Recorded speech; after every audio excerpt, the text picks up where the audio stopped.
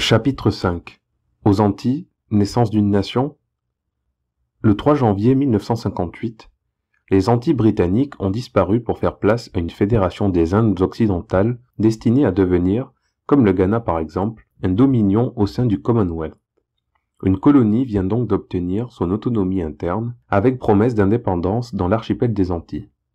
Que signifie cet événement pour les peuples d'une région du globe le plus anciennement marquée par le colonialisme? Le sucre roi.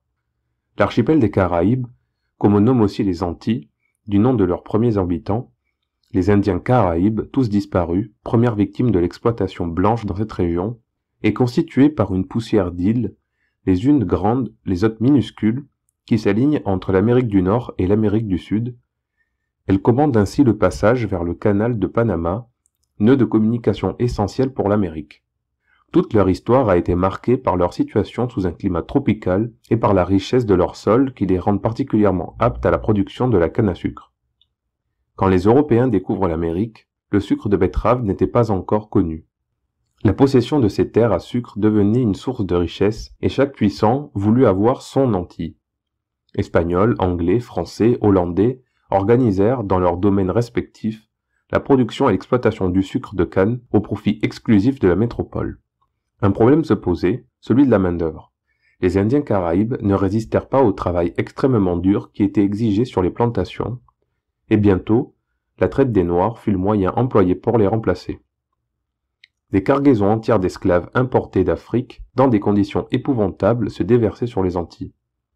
Pendant des siècles, la main-d'œuvre noire fut ainsi enlevée, vendue, achetée, parquée et obligée au travail comme un véritable bétail, travail dont les États européens tiraient tout le bénéfice par l'intermédiaire des gros propriétaires, des planteurs blancs, des marchands, des importateurs des ports d'Europe. Aussi, face à la puissance extraordinaire des planteurs blancs, l'abolition de l'esclavage au XIXe siècle se révéla-t-elle inefficace à provoquer l'amélioration réelle de la situation des travailleurs noirs. Ceux-ci durent rester ouvriers agricoles sur les plantations et, encore aujourd'hui, leurs misérables cases voisinent la luxueuse maison du planteur. L'abolition de l'esclavage a laissé le nouvel affranchi aussi dépendant et à la merci du sucre roi qu'il l'avait été comme esclave. Eric Williams. La royauté du sucre, forme antillaise du colonialisme, a fait de ces îles, autrefois florissantes, une des régions sous-développées du monde.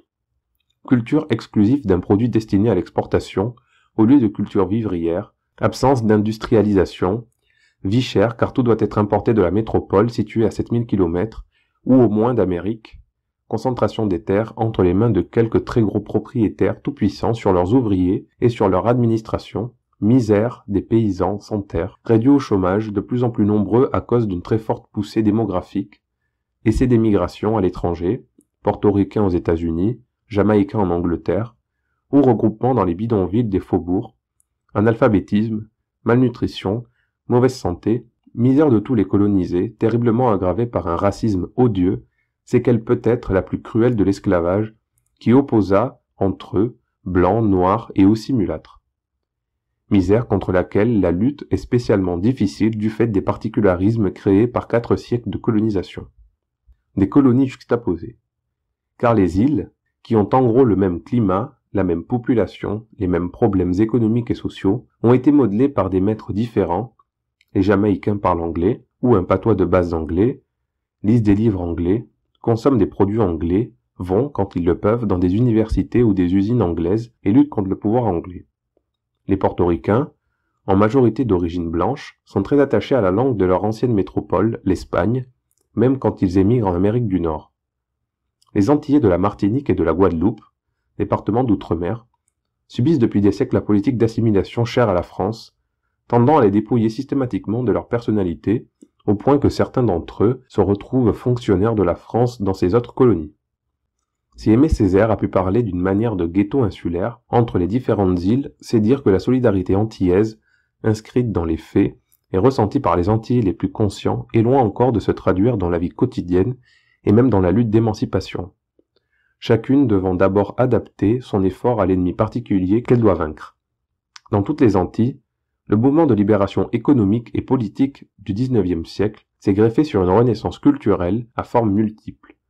Prise de conscience de l'histoire antillaise, réhabilitation des traditions populaires, redécouverte des cultes africains comme forme de résistance à l'oppression occidentale et chrétienne, au christianisme forcé, acceptation du passé d'esclavage, fierté d'appartenir à la race noire. Cette renaissance se manifeste actuellement avec beaucoup de vigueur sur le plan intellectuel, à Haïti, aux Antilles françaises et aux Antilles britanniques, où précisément un langage commun, le créole, mélange de français, d'anglais, d'espagnol et de dialectes africains, constitue un lien et un meilleur moyen d'expression de la conscience antillaise. Quant aux revendications, elles sont d'autant plus énergiques que l'oppression coloniale et l'oppression raciale aggravent l'oppression sociale dans la plupart des îles. La Fédération des Indes occidentales, futur dominion. En Jamaïque, les travailleurs de l'industrie sucrière s'organisent à partir de 1920 avec pour leader Bustamante. Une révolte en 1938 est réprimée par l'armée. À cette époque apparaît un parti politique, le People's National Party, PNP, sous l'impulsion d'un avocat, Norman Manley. Le PNP est le parti politique d'union nationale le plus puissant, tandis que Bustamante, démagogue, devient dictatorial dans son syndicat, dont il est président à vie. Une nouvelle centrale se crée, apparentée au PNP. En 1954, le parti de Manley est majoritaire dans le pays et à l'Assemblée, une purge au sein du parti décapite l'aile gauche qui comptait quelques marxistes et surtout des syndicalistes. Dès lors, Norman Manley, chef du gouvernement de la Jamaïque, évolue vers le réformisme.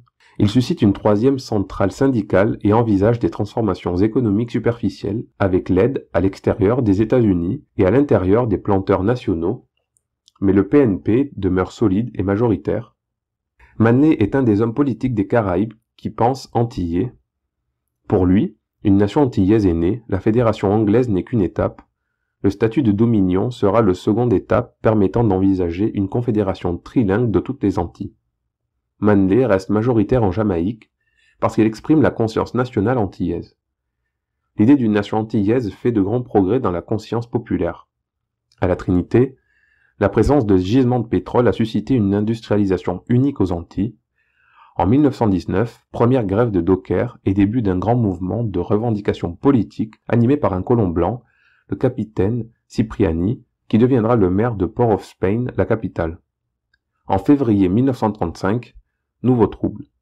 En 1937, une marche de la faim sur Port-of-Spain se transforme en un véritable soulèvement maté par l'armée anglaise. Mais un syndicat est organisé sous l'impulsion d'un actif leader, Butler, et aujourd'hui, la Oil Workers Trade Union, syndicat des travailleurs du pétrole, tient une place très importante dans l'organisation économique de l'île. Depuis 1955, Eric Williams a organisé sur le modèle du PNP de Jamaïque, un People's National Movement, PNM, qui, en septembre 1956, a obtenu la majorité absolue aux élections. Malgré cela, Eric Williams a été expulsé, le PNM n'est pas au pouvoir, sa première revendication est l'autonomie interne avec suffrage universel. À la Barbade, l'exemple du soulèvement de 1937 à la Trinité a été contagieux. Clement Payne organise les premiers syndicats. En 1945, nouveau trouble, incendie d'une récolte de canne à sucre. Deux mouvements existent depuis la guerre, un syndicat très puissant des travailleurs des plantations sucrières et un parti politique socialisant, actuellement au pouvoir grâce à l'abolition du double collège depuis 1950. Le premier collège était réservé aux Blancs.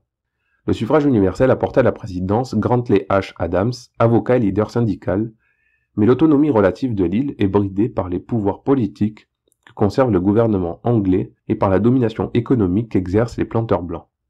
Aujourd'hui, Jamaïque, Trinité, Barbade et les autres petites îles, chacune avec son statut, sont fédérées.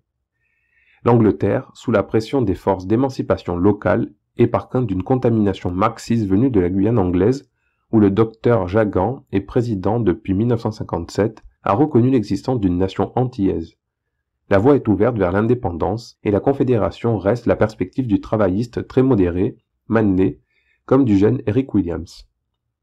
Le 25 mars prochain, des élections au suffrage universel pour le président fédéral viendront traduire la nouvelle réalité. Le reste de l'archipel. Haïti résulte de la séparation de l'ancienne colonie française de Saint-Dominique en deux parties. La République dominicaine de l'Est, où se regroupent les Blancs, Haïti à l'ouest avec les gens de couleur.